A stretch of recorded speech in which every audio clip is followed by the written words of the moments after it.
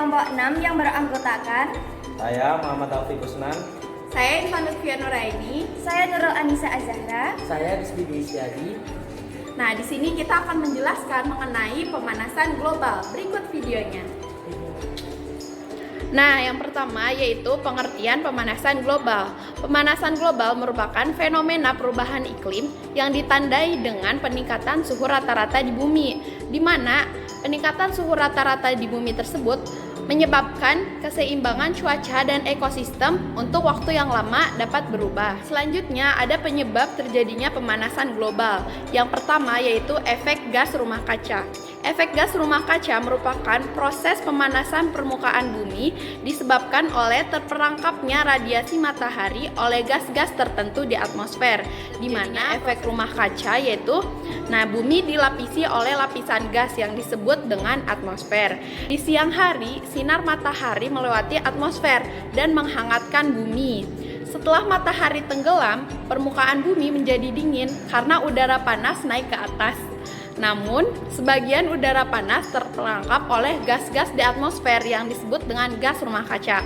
Nah, gas rumah kaca ini misalnya ada CO2, ada CH4, dan lain sebagainya. Bumi membutuhkan jumlah gas rumah kaca yang seimbang untuk menjaga suhu bumi yang tepat. Namun, karena beberapa aktivitas manusia seperti penebangan pohon secara liar, karena asap kendaraan bermotor, pembakaran bahan bakar fosil, pembakaran sampah, dan penggunaan AC yang berlebihan menyebabkan bumi memiliki kandungan efek gas rumah kaca di atmosfer yang berlebihan. Nah, produksi gas rumah kaca yang berlebihan ini menyebabkan suhu bumi meningkat. Penyebab terjadinya pemanasan global yang selanjutnya yaitu kerusakan ozon. Pengertian dan fungsi ozon. Ozon merupakan molekul yang berada pada lapisan stratosfer yang berfungsi untuk menyerap sinar UV dari luar angkasa sehingga melindungi bumi dari sinar UV dan menjaga suhu bumi tetap stabil. Penyebab kerusakan ozon.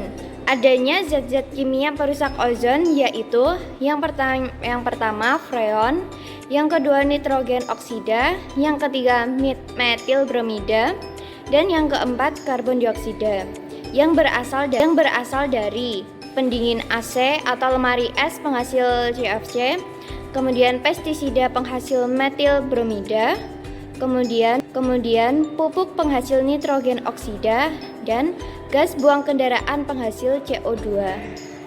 Dampak pemanasan global yang pertama terjadinya perubahan iklim, yaitu suhu di bumi akan lebih panas, kekeringan terjadi di mana-mana, pergantian musim yang tidak stabil, atau suatu musim yang akan terjadi lebih lama atau lebih cepat.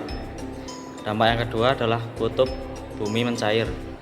Akibat suhu bumi yang tinggi karena pemanasan global menyebabkan kutub mencair, yang menyebabkan permukaan air laut mengalami kenaikan.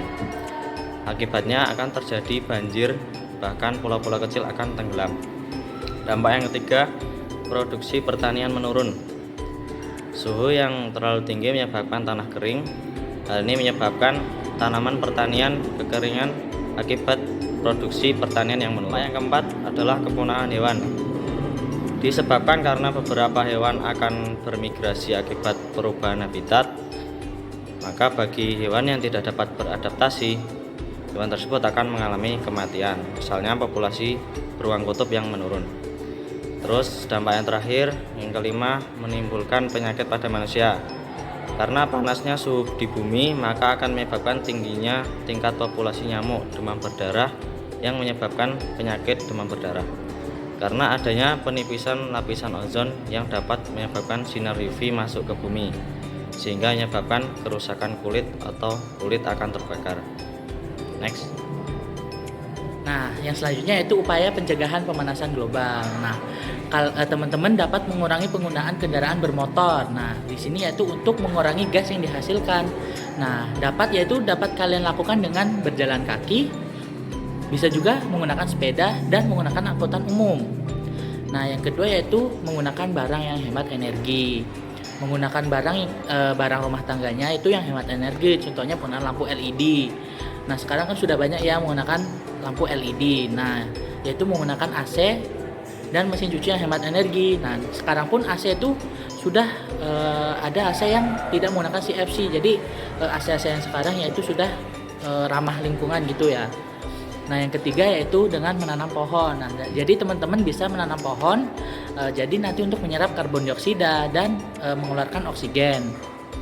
Nah, yang keempat melakukan pengelolaan sampah. Nah, yaitu dengan reduce, yaitu mengurangi penggunaan, reuse yaitu dengan menggunakan kembali barang bekas. Nah, recycle yaitu mendaur ulang barang.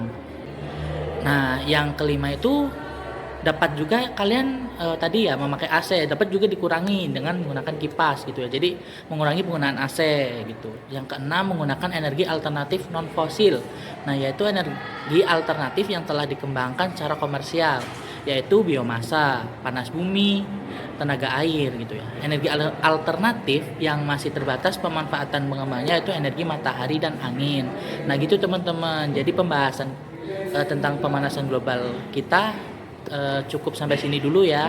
Terima kasih. Mungkin cukup sekian yang dapat kami sampaikan. Terima kasih sudah menonton videonya. Semoga bermanfaat untuk teman-teman semua. Sekian. Wassalamualaikum warahmatullahi wabarakatuh. Bye.